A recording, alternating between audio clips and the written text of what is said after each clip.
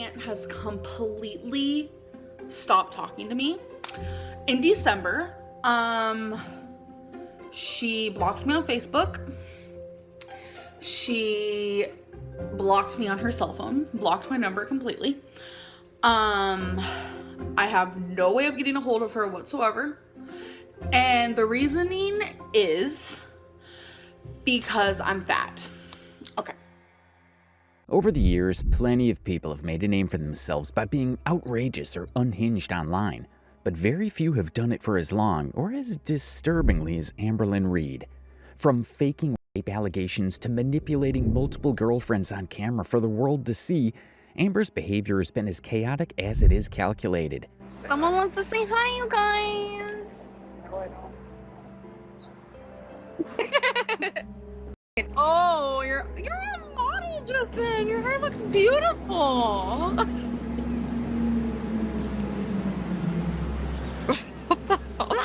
But among all the scandals, meltdowns, and controversies she's sparked over the past decade, nothing comes close to her feud with Aunt Tammie.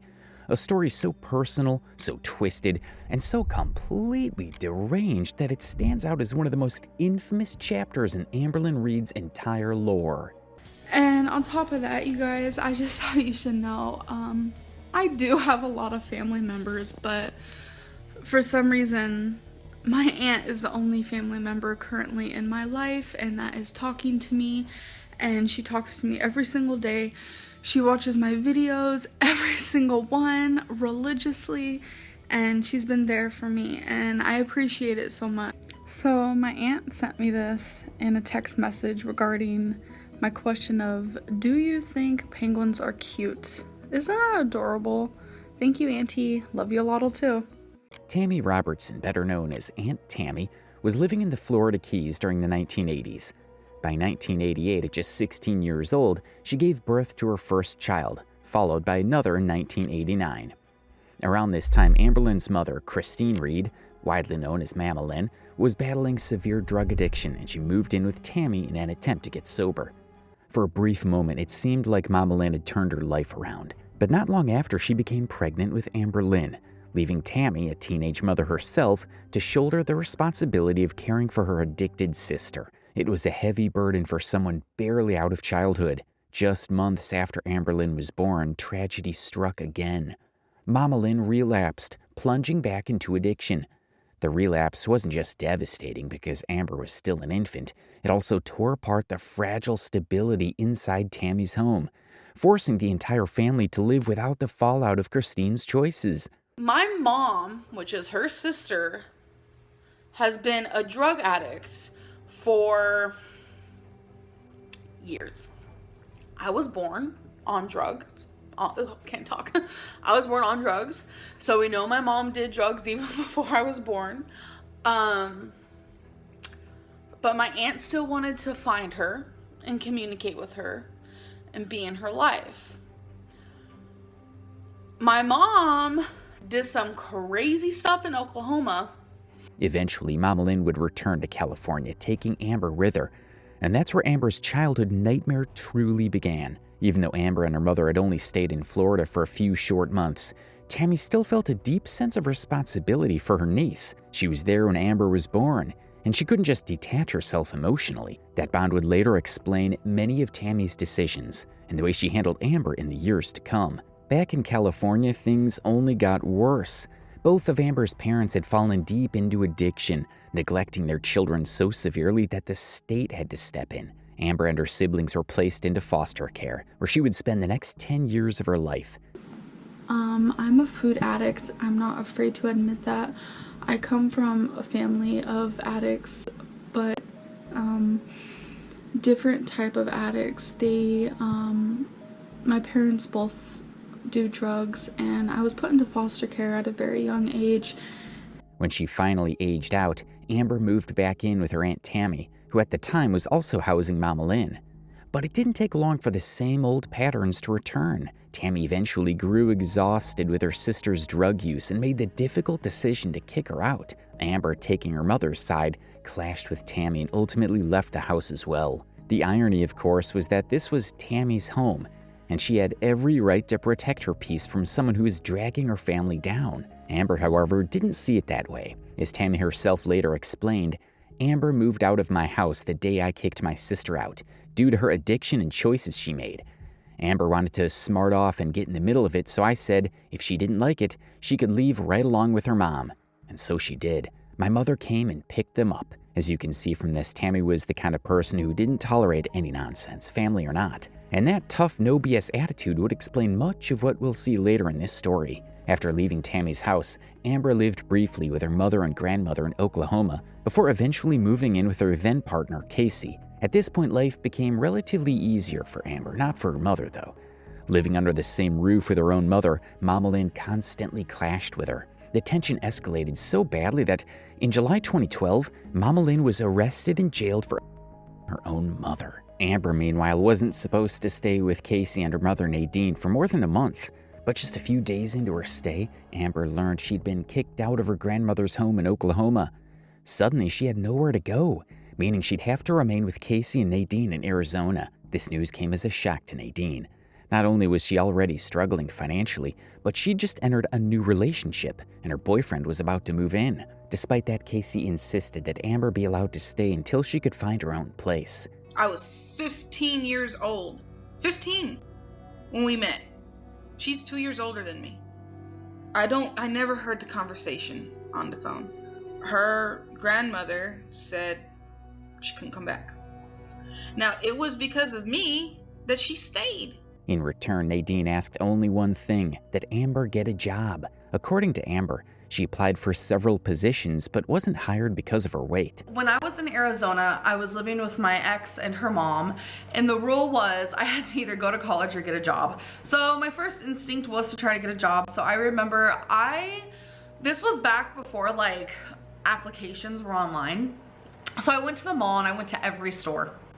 This is so embarrassing to even say out loud. I went to every store and asked for an application, and I sat at the mall until it closed, and I filled out every single application at the little lunch court area, and I sent them back. Obviously that very day I went back to the stores and I gave them the application, and I got a lot of stares. I understand, like, if you're wanting to work in like a Forever 21, you kind of need to have that look. If you want to work in like an older lady store, you kind of need to have that look. I don't think they're gonna hire like a teeny bopper. I don't really know. But even when I went into Torrid, I was like, oh, Torrid, I got this down. Like, I know they're gonna be like, okay, well, this girl, she's plus size, she's gonna, you know, want to work here. But even I got weird stares from there, and nobody called me back. Not a single person, because I physically went in the store and they saw how I looked. And I know a lot of people are gonna be like, oh, that's not why they didn't call you back. That's not why. It's not because of how you look. That's not true. People discriminate all the time based on people's appearance. Now, whether that story is true or not is debatable. Given Amber's long history of making up excuses for her lack of effort, it wouldn't be surprising if this claim was exaggerated or completely false. Instead of contributing, Amber ended up mooching off Nadine while constantly clashing with her and her boyfriend, Dave. During this time, Amber frequently posted on Facebook, but instead of being grateful to the people housing her, she mocked and insulted them publicly. In one post, she wrote, "You know, maybe if I didn't live with assholes, I wouldn't have to wake up at 5 a.m. to catch the bus to be at school at 9. Maybe if I didn't live with assholes, I'd get a ride." And that wasn't all. Amber doubled down, posting even more disturbing things about Casey. These were people who had opened both their home and their hearts to her. Yet Amber behaved as if they owed her something, as if a free ride or financial support was an entitlement. On top of that, she became physically abusive toward both Casey and Nadine. Our bed was in the living room. Next to the bed was a dresser. In front of the dresser was a table. Between the table and the bed was her, over me, wailing on me. Then she took off outside to the bus stop. And I just laid there. Like, what just freaking happened? I've gotten hit before. I went to school with bruises up and down my arms. Bruises. My friends asked me, what's wrong? What happened to you? Eventually, they figured it out. So every time I would come to school, upset, in tears, bruised on my arms, hands, cuts, scars. Amber again? Shrug. Didn't say anything. They figured it out. Despite being the clear aggressor, years later Amber would bring up this period again, this time on YouTube, and flip the script entirely, accusing Casey's family of abusing her. She went even further, publicly accusing Casey of... But when Casey responded and disproved her claims, Amber retracted the accusation, saying she had simply used the wrong word. That apology video became one of the most infamous moments in Amber lore, not only for the blatant lies she was caught in, but also for the bizarre poems she wrote while trying to justify them. RAPE, rain and petals, eavesdrop. I used the wrong word. Rain and petals, eavesdrop. I used the wrong word. By 2011, Amber had already moved on to another relationship, this time with a woman named Crystal, whom she met online. And mind you, she was still in a relationship with Casey at the time. Eventually, in late 2011, Amber moved to Virginia to live with Crystal and her family. And that's where her so-called weight loss journey began, along with the YouTube channel that would change everything. During this time, Amber had almost no contact with her family except for her Aunt Tammie. Tammie became her closest confidant, the one person she could talk to every day. They called, texted, and supported each other constantly. Tammie even tried to help Amber stay on track with her weight loss journey, offering encouragement and advice whenever she could. Meanwhile, Amber's mother, Mama Lynn, was in one of the worst periods of her life. Addicted, unemployed, and homeless, she eventually decided to flee to another state to seek help from Amber's father. But even that plan fell apart. His house had recently burned down, leaving him in no position to help. With nowhere left to go, Mama Lynn found herself completely destitute. Out of compassion, Tammie stepped in once again. She helped her sister however she could, sending food, essentials, and small amounts of money to get her through the worst of it. Is Charlie more important right now? Okay. So I just clicked on Facebook and my mom's status says homeless, living in car, starving. Now do you see why my heart is literally shattering every single second of my life? And thankfully my aunt said that she'll be there to feed her, which is very nice to see, but that literally broke my heart and I just feel like crying and eating the whole house. See how that works? See why I'm fat? That explains everything, right? But despite all this, tensions began to rise between Tammie and Amber. The turning point came when Tammie refused to let Mama Lynn move into her house. Tammie had her reasons. According to her, the last time her sister stayed under her roof, things went horribly wrong. She was abused and deeply hurt by her own sister's behavior. What happened then would become one of the darkest memories in Tammie's life. You begged me to be there for my sister even after she abused me over and over. I have a lot of other family members that live very, very close to my mom. And my aunt, she gives her, food randomly, which, I appreciate so much. But I always ask myself, how do they... See, I don't want to word this wrong and seem like I'm coming off as a rude person, but my question is, how can my family see my mother like this in person and just kind of walk away from it? I am very opinionated and I probably say too much that I probably shouldn't say, and it happens a lot. Me and my aunt, we got in an argument because I was shocked, hurt, disappointed that she wouldn't let my mom, kind of just stay under her roof. It's her sister. And it wasn't just that Mama Lynn had her own mother or that she was still heavily using drugs. Amber knew all of this.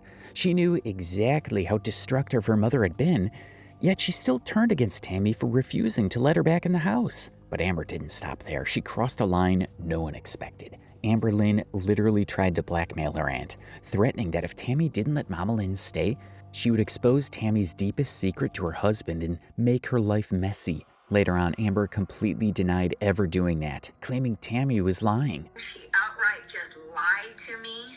She tried blackmailing me.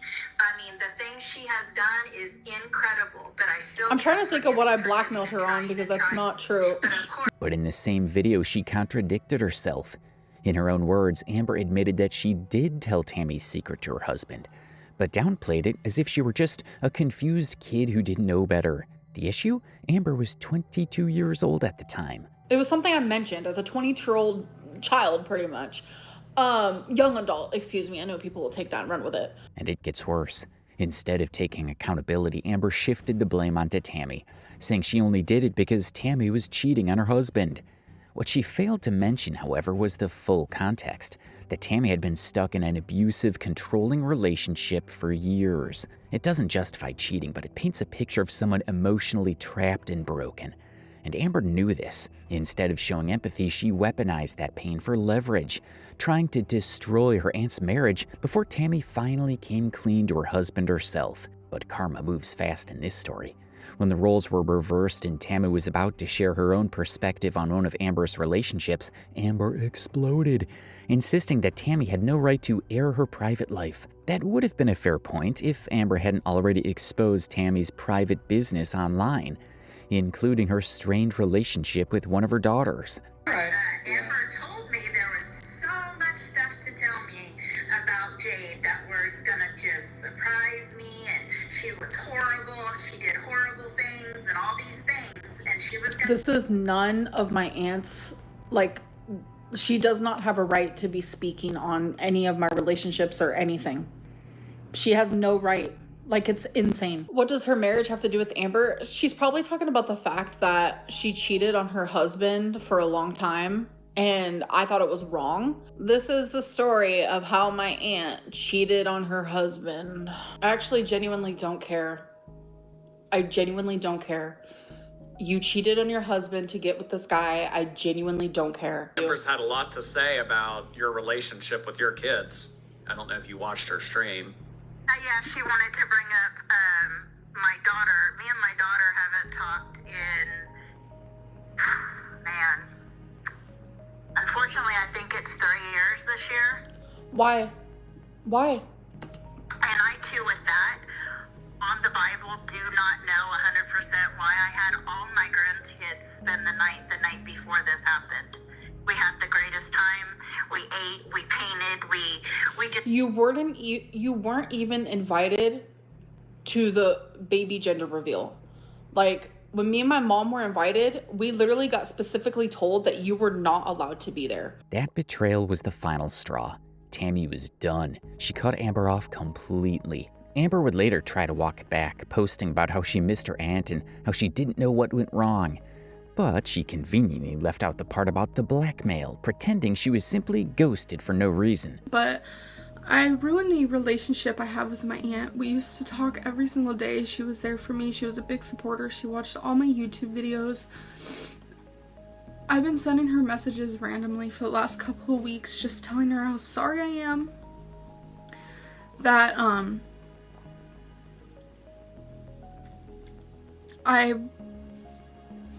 I don't know how to word it. I was just kind of rude to her because she wouldn't help my mom more than what she was already doing. Overall, I just wanted my mom to, kind of be in a safe place. And the things my mom have told me have hurt. 2 months later, Tammy finally replied, forgiving Amber and rekindling their relationship for a short time. But the damage had already been done. From then on, Tammy once again became a steady presence in Amber's life. She was there through every up and down, sharing laughs, exchanging messages, and staying close, even after Amber broke up with Crystal and moved in with Destiny. But in October 2015, tragedy struck. Amber's mother, Mama Lynn, was charged for aggravated against an elderly person and sentenced to 5 years in prison. Since Amber had long cut contact with her mother, Tammy became her only link to what was happening within the family. Which actually reminds me, I told you guys I would tell you why I was crying earlier, and I guess I can do that real quick. This is hard for me, and I'm gonna try my hardest not to cry. So let's just do this quickly. Yesterday, my mother was sentenced to prison for 5 years and 26 days. Found out that she has to serve every single one of those days. It was really hard for me to grasp. I was completely numb when I found out yesterday. I was shocked, and I woke up this morning and it all kind of like just hit me all at once, and I could not stop crying. And super fun for when I save my mother's and I's prison type of letter deals. I got this really cute, it's actually peacock, like what? Peacock binder for that. You have to send her paper too. Yeah, I have to send her paper, envelope, stamps.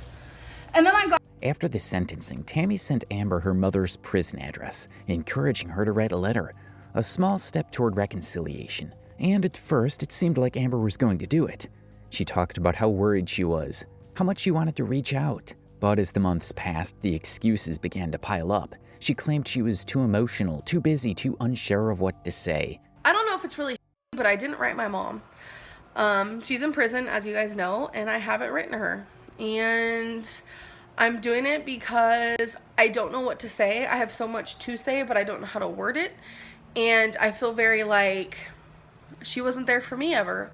I was in foster care because of her. And she was never there for me. She would cancel visitation, and she never wrote me, never did anything for me. And I kind of am like, am I supposed to be moving on from her BS, or am I supposed to be trying to make amends? I don't know. It's hard.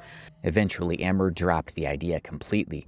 She changed her tune entirely, saying her mother didn't deserve a letter, that she was a terrible parent and the source of all her pain. Now, it's true that Mama Lynn played a huge role in Amber's traumatic childhood, but the hypocrisy here is staggering. Amber once blackmailed Tammy for not taking her mother in, and yet when given the chance to reconnect, she couldn't even write a simple letter. While in prison, Mama Lynn was diagnosed with cancer. Amber filmed a video about the diagnosis, crying and promising she would write that letter finally. But, my aunt posted a status, and she shared some of the last few things that my mom said to her on the phone, because the prison allowed my mom to call my aunt to tell her that she has cancer. And I'm sorry.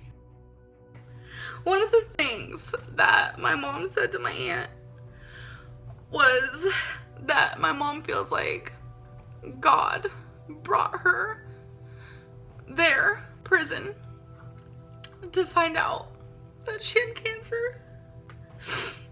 Because before my mom went to prison, she was homeless. And you wouldn't see my mom going to the doctor. There's no way. And luckily and thankfully, you know, prison does give her the means to a doctor. But just like before, nothing happened. More excuses followed, and the letter never came. Even though Amber chose silence, Tammy didn't. She continued doing what any decent sister would, keeping in touch, offering emotional support, sending help when she could. But instead of appreciating that, Amber turned on her again. Later that same year, she uploaded a video claiming that Tammy had ghosted her, cutting off contact out of nowhere. Amber said the reason her aunt distanced herself was because of her weight. She claimed Tammy had no problem treating her drug-addicted sister with love and compassion, yet turned cold toward her simply because she was fat. My aunt has completely stopped talking to me. In December, she blocked me on Facebook. She blocked me on her cell phone, blocked my number completely. I have no way of getting a hold of her whatsoever. And the reasoning is because I'm fat. Okay. I'm not kidding. I know that sounds bad saying it like that, but the truth is it's because I'm fat. Not long after, Aunt Tammie would fire back, posting her own reply on Kiwi Farms to set the record straight about Amberlynn's version of events. I never left her because she was fat. If anyone could understand, it was me, and I tried. Hours and hours of text and pictures and recipes, tips, Weight Watchers, this diet, that diet. She continually made excuse after excuse, lie after lie. I was spinning wheels and getting nowhere with her. I caught her lying about being able to take her lunch to work because I was explaining how she has to take responsibility for her food choices, prepare in advance, make your lunches and take it. She went on to explain a million reasons why she couldn't instead of ways she could, so I finally had enough and called her job and posed as a potential interested employee and asked some questions. If I was to become employed with your company, is there a place when I can store my lunch? Because I am only a very strict diet and want to make sure I will have that option. Of course, the girl told me yes. Like, what workplace doesn't allow you to bring your lunch to work? I confronted Amber and she went as far as to quickly write with a marker on a piece of white paper and put it on her workplace wall and took pictures to try and prove her case. To be fair, there's no way to definitively verify every detail of Tammy's account, but as so often happens in Amber's history, she ended up exposing her own lies in her own videos. But at the time, I was vulnerable and I was upset, and I really felt like blaming my weight on everything was just like the easiest way to go. Around this same time, Tammy became increasingly active on kiwi farms, where she shared her side of things, revealing just how manipulative and dishonest Amber could be behind the scenes. And while Tammy was venting truth, Amber spiraled. Instead of responding with facts, she lashed out, claiming that her parents hadn't hurt her as much as Tammy did. A wild statement considering she'd spent years painting her parents as the villains of her childhood. You feel like your aunt is doing the same thing to you that your parents did?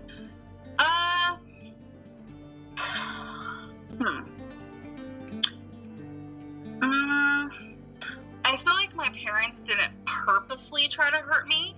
I feel like, thank you, Lauren, for the bars. I feel like drugs chose them, and they didn't know how to escape that.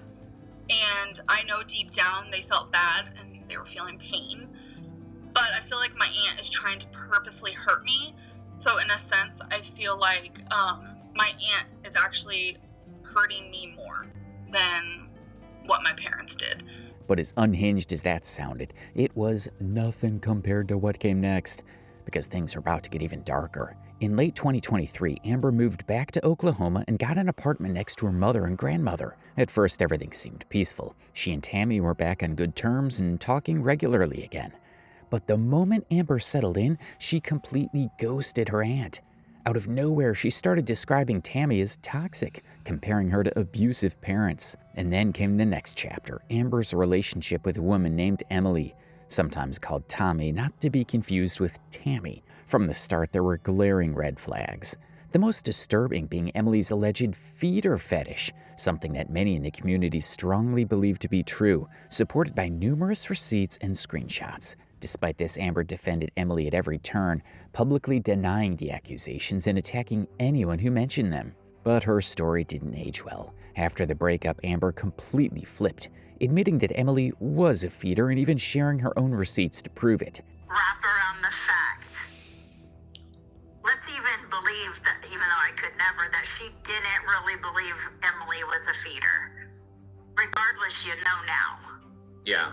The real issue, though, wasn't just that Emily was manipulative. It was that Amber knew exactly who she was from the beginning. Their relationship was built around the feeder-feedy dynamic, and she willingly participated in it. Throughout that period, there was only one person trying to protect Amber, Aunt Tammie.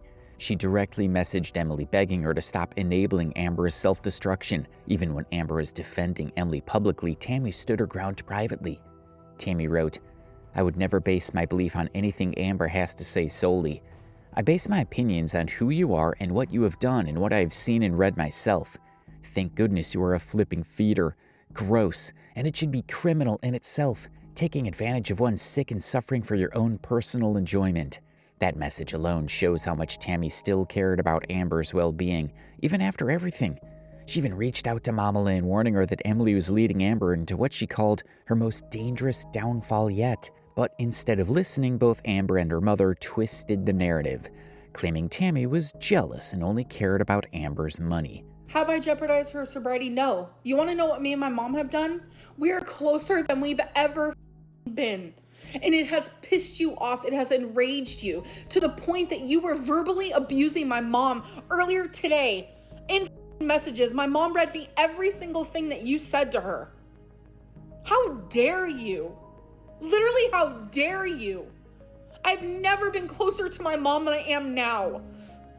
She is my everything. My best friend, my mom, the person who once put me through hell is now my everything because she has improved so much. But look at you, you are the same crazy, evil, conniving aunt that I had when I was 17 years old. You need help. Now, let's be clear, Tammy isn't some perfect angelic figure. She has her flaws and she's made her share of mistakes. But in Amber's story, she's undeniably one of the victims, one of the few people who ever genuinely tried to help her. Ever since Amber moved to Oklahoma, Tammy has become this so-called villain of the family, while Amber suddenly rekindled her relationships with her mother and grandmother. Meanwhile, Tammy continued collaborating with well-known reaction channels like Jordy, something that clearly infuriated Amberlynn. That, of course, sent Amber into a tailspin. She launched a full-blown smear campaign against her aunt, making vile comments about Tammy's relationships, her parenting, and even her children. What does her marriage have to do with Amber? She's probably talking about the fact that she cheated on her husband for a long time, and I thought it was wrong. But everything up to that point pales in comparison to what Amber said next. On August 28, 2025, during a live stream following Tammy's interview with Jordy, Amber made one of the most disturbing claims of her entire career. She accused Tammy's ex-husband of being a PDF and called Tammy herself a PDF apologist. Jordy is actively having a PDF apologist on his live stream, and he's supporting that. So I want to make that very well known that he is speaking to someone who stayed married to a PDF, someone who children. And you know what my aunt did? She forced these little kids to say that they were lying. So Auntie, take that and f yourself. That's what I gotta say. The accusation came completely out of nowhere. Amber had no evidence, no screenshots, no story, nothing. When viewers started asking for proof, she immediately deflected, saying the community only asks for receipts when it's about something else, and that no one believes her when she's the victim. But that logic doesn't hold up. These were serious criminal allegations, the kind of claims that demand hard proof. If Amber had any, she would have shown it on the spot. Instead, she rambled about her personal feud with Tammy, using baseless accusations as a weapon. But Aunt Tammy didn't brush off these accusations like just another piece of internet drama. She knew how serious they were, how deeply they could damage her name and reputation, so this time she fought back. Tammy took the matter to court, legally accusing Amber not just for the false PDF allegations, but for years of harassment, blackmail, and emotional damage. For once, she wasn't letting Amber's manipulation slide. And what did Amber do? She went live again, acting as if she was the victim, speaking like she wasn't the one who lit the fire in the first place. She deflected, joked, and twisted the narrative exactly like she always does. So yeah, just this whole thing with my aunt is insane. It's like she can speak her truth, but then the minute I speak mine, she's like, see you in court. And I'm like, I'm unwell. I'm genuinely unwell. But this time things didn't go her way. When the news of the legal action broke, it shocked Amberlynn to her core. So much so that she abruptly disappeared from the internet for the entire month of September. For the first time, the weight of her actions seemed to catch up with her. Oh, we're on a mental health leave. We're gonna have a leave of absence, as you call them. And yeah, I think it's time. Maybe October 1st, I'm gonna come back. I think that's gonna be good for me. And yet the story isn't over. The legal proceedings are still ongoing, and Aunt Tammy remains determined to make Amber face real consequences, to finally hold her accountable after years of manipulation, deceit, and destruction.